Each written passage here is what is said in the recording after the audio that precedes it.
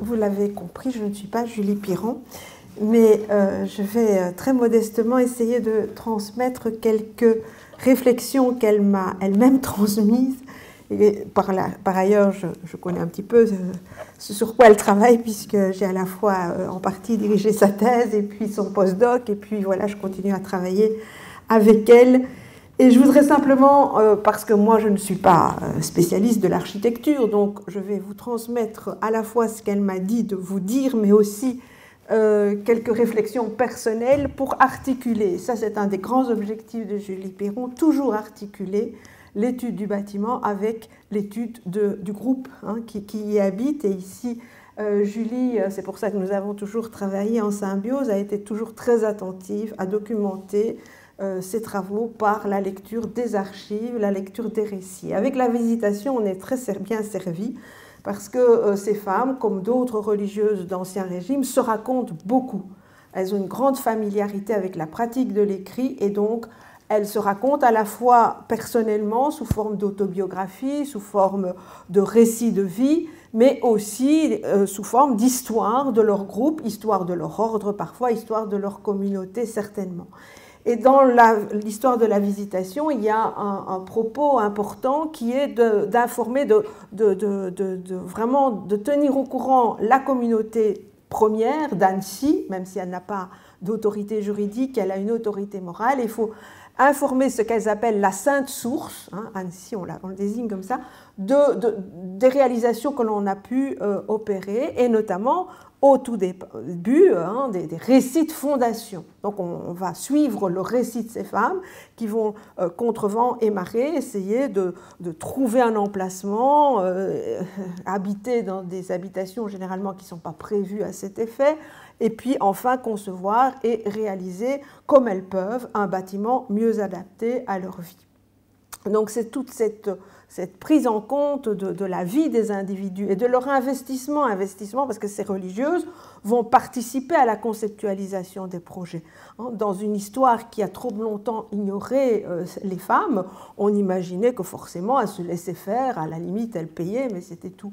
Or, on voit qu'il y a une collaboration, un dialogue, pas nécessairement ici précisément pour Mons, j'ouvre les perspectives un peu plus de prise en compte d'autres couvents, mais en tout cas ces femmes, on peut les repérer comme participant à l'élaboration conceptuelle du projet, puis alors parfois même à la réalisation, voire même la réalisation matérielle. Certaines religieuses vont transporter des brouettes, vont maçonner, vont vraiment retrousser leurs manches, non sans connaître toutes sortes de problèmes, puisque quand on est une religieuse cloîtrée, comment faire pour travailler avec les ouvriers, comment faire aussi pour construire une clôture qui à un moment donné n'est pas fermée et donc par laquelle on a une communication avec l'extérieur.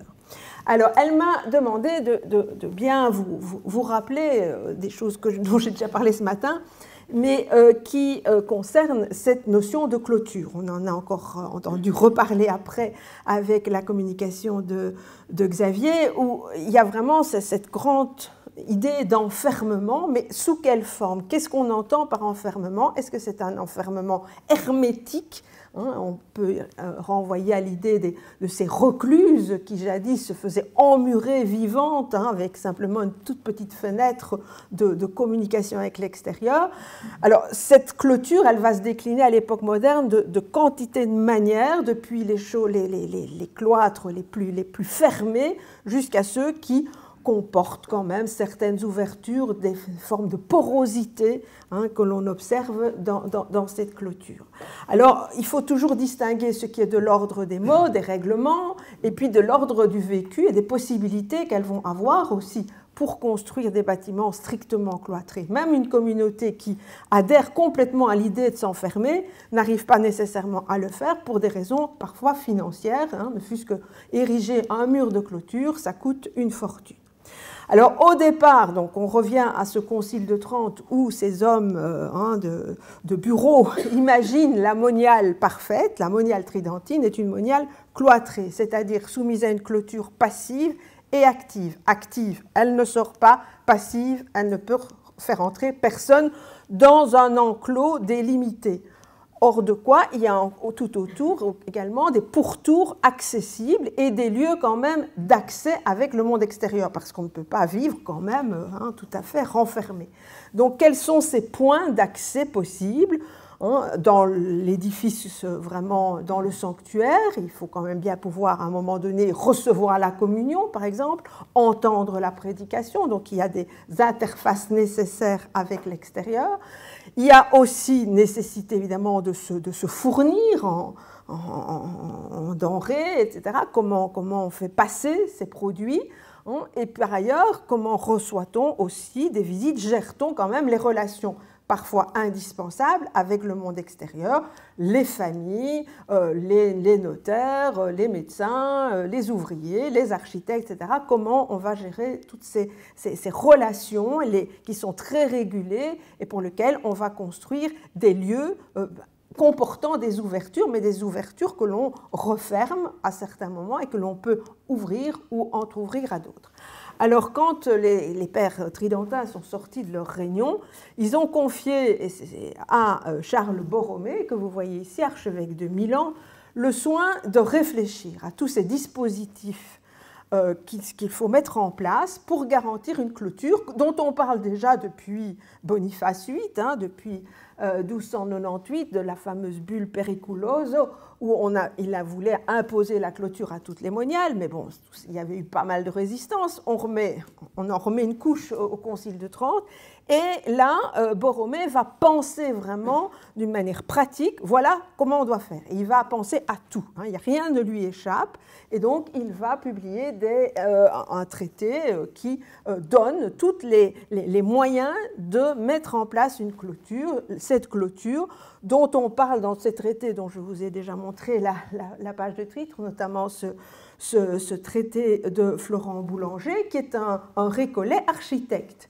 et qui va circuler dans différents couvents de Lorraine, couvents féminins, pour aider les religieuses. Il vient en expert regarder le terrain, regarder les dispositions déjà mises en place et corriger, apporter des conseils aux religieuses pour améliorer leur clôture, et il se réfère constamment au traité de Borromée. Alors, quand on dit clôture, il y a toute une série de termes qui est un peu originaire d'un vocabulaire carcéral que l'on va retrouver très familièrement employé par les religieuses et qui, par ailleurs, vivent au contact de tous ces éléments qui renvoient à cette idée d'enfermement, de clôture. Alors, à certains moments, elles essayent de trouver finalement des justificatifs qui sont enthousiasmants. On n'est pas là comme prisonnières fautives, disent-elles. On est là dans un endroit super protégé qui n'a finalement d'ouverture libre que vers le ciel, où montent leurs prières, etc. Elles veulent se créer des espaces privilégiés pour vivre, disent-elles, leurs expériences spirituelles ou mystiques, etc. Donc, elles vont se donner des raisons d'être spirituelles, d'être enfermées. Elles vont aussi bien montrer que ça leur convient parfois parfaitement pour justement pouvoir vivre la vie qu'elles ont choisie ou qu'on a choisie pour elles, mais elles veulent le vivre quand même de manière un peu autonome et ne pas toujours être sous l'emprise de tout ce monde souvent masculin, mais aussi beaucoup d'autres femmes qui essayent parfois d'exercer une influence sur elles. Cette clôture est extrêmement utile pour préserver l'autonomie de ces femmes. Elles en font un argument finalement d'autorité, un argument qui leur permet de défendre leur identité. Donc elles ne veulent pas, même si parfois certaines le ressentent, que ces grilles soient interprétées comme des mesures coercitives à leur encontre, mais plutôt comme des protections pour elles vivre ce qu'elles ont envie de vivre. Ça, c'est dans le meilleur des cas. Il ne faut pas évidemment se voiler la face, certaines ont quand même eu ce sentiment d'être enfermées. Ce qui impressionne beaucoup l'extérieur, et elles aiment impressionner l'extérieur parce qu'elles sont cloîtrées, ne veulent pas trop de contact avec l'extérieur, mais elles posent des gestes et elles posent des bâtiments qui mettent en scène leur rejet du monde, elles manifestent finalement leur invisibilité. Elles sont très touchées par toutes ces formules oxymoriques de dire voilà, je me montre invisible. Je me cache et je me montre et je m'affirme en me cachant. Donc c'est tous ces principes-là qui vont guider aussi la mise en place de tous ces bâtiments et cette mise en scène de la clôture. Impressionnante évidemment. Là, on a le parloir, voilà, les parents sont derrière un double jeu de grilles avec juste une toute petite fenêtre éventuellement pour passer un objet, où on a alors ce dispositif du tour, mais je ne suis pas sûre qu'elle y ait mis une photo. Donc c'est un tonneau, un cylindre qui tourne sur un axe métallique et qui permet à l'extérieur de déposer des objets et à l'intérieur de les réceptionner sous la haute surveillance toujours de quelqu'un, d'une tierce qui est toujours présente. On ne va jamais au parloir tout seul, toute seule, on a toujours quelqu'un, un témoin de l'entretien qu'on peut avoir avec l'extérieur. Ici, c'est la grille du chœur qui sépare le chœur des religieuses, l'endroit où on installe les stalles, et le sanctuaire même où agit le prêtre. Et on a ici cette petite fenêtre, la fenestrella, qui est ouverte pour permettre au prêtre et à la religieuse donc, de communier. Donc il y a à la fois cette manifestation de la clôture, mais des ouvertures prévues, et leur ouverture est évidemment très réglementée. Cela dit, ne soyons pas naïfs, il y a toutes ces dispositions qui sont établies sur le plan normatif, et puis il y a tout ce qu'on en fait. Donc ces grilles, parfois, s'ouvrent un peu plus qu'il ne faudrait, selon les cas. Il faut vraiment étudier ça de manière très, très précise. Alors, pour ce qui est de la visitation, les deux grands concepteurs de cette visitation, François de Sales et Jeanne de Chantal, vont avoir à cœur de tout aussi prévoir, un peu sur le modèle de Borromée. Tout va être prévu, mis en mots pour guider toutes ces communautés. Et ça touche tous les domaines. On a dans le coutumier, on a des patrons pour coudre les vêtements, et on a évidemment beaucoup d'informations sur ce que les deux fondateurs prévoient, conseillent de faire pour la construction d'un couvent. Et donc, dans un premier temps, François va se faire aider par d'autres personnes et proposer déjà un dessin qui progressivement va être perfectionné et aboutir à ce plan que l'on trouve dans le coutumier. À la fin du volume, il y a le plan type d'une visitation. Alors ici, Julie a bien travaillé dans une de ses publications récente où elle a travaillé justement sur la collaboration entre religieux, architectes non religieux et communautés religieuses féminines, cette collaboration pour la mise au point de certains plans ou la mise au point de ce plan type idéal.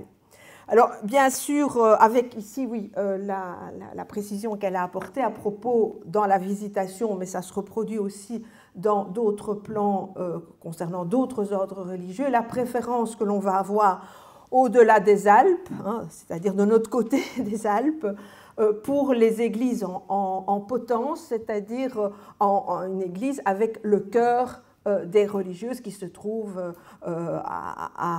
vraiment sur le plan latéral, alors que dans certains cas, on va voir des chœurs hauts, en tribune, ou des chœurs qui sont disposés derrière le maître-autel. Ce que les religieuses apprécient généralement très peu parce que cela provoque des problèmes d'audition et de visibilité du maître-autel pour participer notamment à l'Eucharistie. Donc ici, on va voir ce plan de préférence de ce chœur, le chœur des religieuses où se trouvent les stalles, où elles célèbrent les offices en dehors de la célébration eucharistique. Ça, c'est vraiment leur espace. Et puis, il y a cet espace qu'elles voient et qui est réservé aux prêtres. Et puis, la partie nef, où se situent ceux qui viennent assister aux offices, et il y a tout un jeu Hein, elles observent les gens parfois grâce à des miroirs, elles aperçoivent ce qui se passe. Et inversement, il y a tout un jeu entre justement cette visibilité-invisibilité, d'être là comme des espèces de personnages un peu célestes.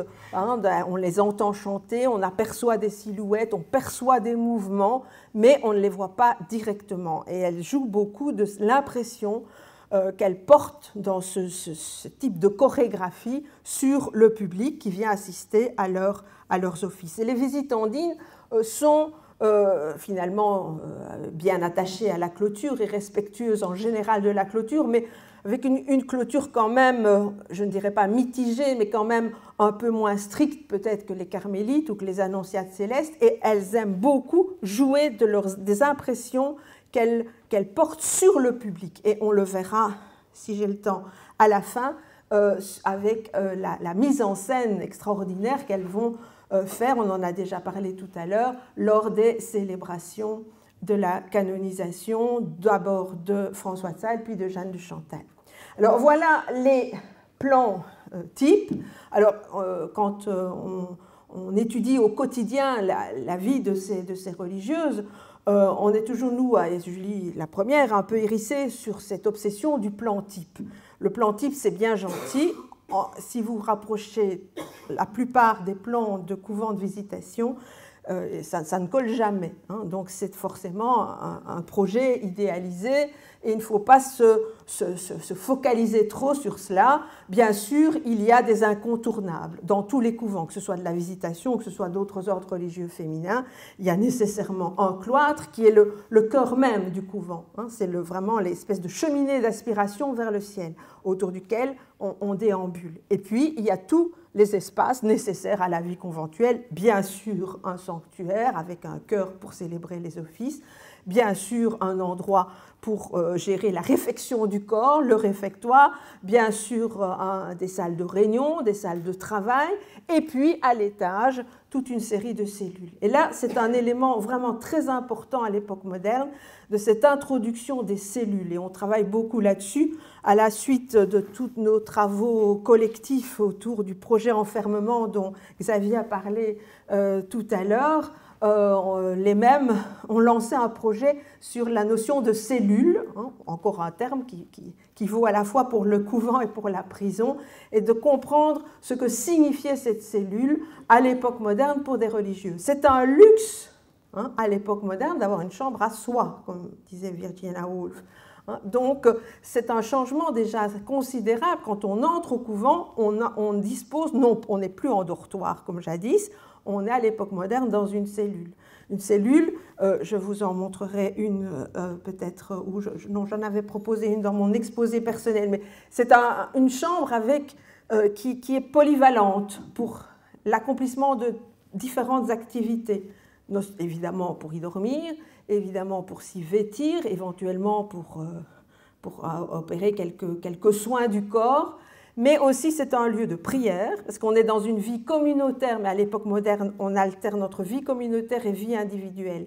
Et là, c'est important pour lire les bâtiments et comprendre l'utilisation des bâtiments. Il y a quand même pas mal de moments où on est seul parmi les autres. Alors il y a des temps forts en communauté, mais beaucoup de temps où on est seul. Et donc, qu'est-ce qu'on fait dans cette cellule? Eh bien, on y prie. Il y a toutes sortes d'exercices qui sont imposés dans la cellule, en plus de ceux qui sont imposés en groupe, et on y travaille. Et donc, les religieuses sont vraiment invitées, et tout ce qui peut se faire. Il y a des travaux manuels, par exemple, les visitandines sont des expertes en broderie et en réalisation d'ouvrages liturgiques. Eh bien, ces femmes vont accomplir parfois le travail en commun, dans l'ouvroir ou dans la salle de travail, mais beaucoup aussi de ces réalisations se font seules en cellule. Et le travail des mains devient une espèce de support à la réflexion et à la méditation. Et la même chose, on y travaille, on y écrit beaucoup, hein, donc c'est un lieu polyvalent, cette cellule, quand on voit la déclinaison tout autour du cloître. Alors, c'est ce plan type, hein, qu'on retrouve dans toutes les éditions de ce coutumier des Visitandines, dont l'édition la plus souvent répandue est celle de 1637, Jeanne de Chantal l'a assortie d'un commentaire particulier intitulé « Devis de l'ordre de la grandeur, disposition, commodité des lieux et office du plan ». Donc il y a avec énormément de précision, parce qu'elle pense à tout, c'est une femme de terrain, hein, elle a la quantité d'expérience mystique, mais c'est aussi une femme chef d'entreprise, hein, et donc elle sait ce que c'est que de construire un mur, d'avoir des contingences de terrain, etc. Et donc tout est commenté. Et malheureusement, ce texte n'a pas été relié et diffusé de la même façon que le plan type. Donc on en a retrouvé un exemplaire dans les archives même d'Annecy. Alors l'objectif de ces couvents, c'est d'être commode pour les religieuses, de leur permettre d'accomplir sans trop d'inquiétude tous leurs devoirs religieux, et surtout de ne pas, évidemment, être trop luxueux. C'était un des objectifs premiers de François de Sales et de Jeanne de Chantal. C'était vraiment d'opter pour de la sobriété. Cela dit, à mesure que l'ordre acquiert un certain succès, donc forcément attire les fondateurs, les bienfaiteurs, etc., et à mesure aussi que ces femmes veulent quand même manifester à l'extérieur, alors soit leur propre petite puissance, soit elles diront hein, la plus grande gloire de Dieu que l'on va afficher à l'extérieur, elles vont succomber, hein, selon les lieux, selon les modes, à la tentation de voir quand même des façades beaucoup plus ornementées et des couvents beaucoup plus luxueux. Cela dit, il faut être aussi très, très prudent quand on lit ces textes, leur récit, ces lettres circulaires aussi. Il ne faut pas toujours prendre tout pour argent comptant quand elles donnent une appréciation sur les bâtiments, sur l'effet produit, etc. C'est un texte qui est destiné à Annecy, hein, et il faut faire valoir tout ce qu'on a pu faire sur le lieu. Peut-être qu'il n'y a pas une équivalence parfaite entre les réalisations effectives et ce qu'elles décrivent, hein, et ce qu'elles envoient comme photographie à Annecy, qui évidemment attend hein, les résultats de toutes ces réalisations. Alors ici, on a déjà montré ces vues, donc comme partout, quand elles arrivent, des religieuses, elles cherchent un endroit le plus favorable, mais dans un premier temps, pour d'abord s'implanter et se créer les premiers fragments de réseau social pour bénéficier après de soutien et de bienveillance de la part de la population, on s'installe là où on peut, là où il reste de la place, sachant ici qu'à Mons, elles arrivent tardivement par rapport à d'autres communautés. Donc plus l'espace se réduit, plus il faut faire des concessions et se contenter parfois de territoires moins prestigieux ou en tout cas de possibilités moins grandes de s'étendre. Et donc on commence par souvent une maison qui n'a rien à voir avec un couvent, mais qu'on transforme en couvent et qu'on va raconter comme étant un couvent et qu'on va magnifier dans les récits comme étant quand même quelque chose de pas mal du tout, même si on ne s'y trouve pas bien, on s'y trouve à l'étroit et où ça ne convient pas pour la déambulation démoniale, pour la récitation des offices, etc. Et donc, on voit que cette tendance, surtout dans nos régions au début du XVIIIe siècle, va être finalement de construire des couvents quand même qui ont un look de couvent, qui ressemble à quelque chose, avec un désir quand même de correspondre au goût du temps et de s'affirmer, de s'afficher à mesure que on avance dans le XVIIIe siècle, il va être important quand même de s'affirmer vu les contestations les plus fréquentes hein, concernant notamment leur utilité. À quoi elles servent ces religieuses? À quoi sert une visitandine au milieu du XVIIIe siècle?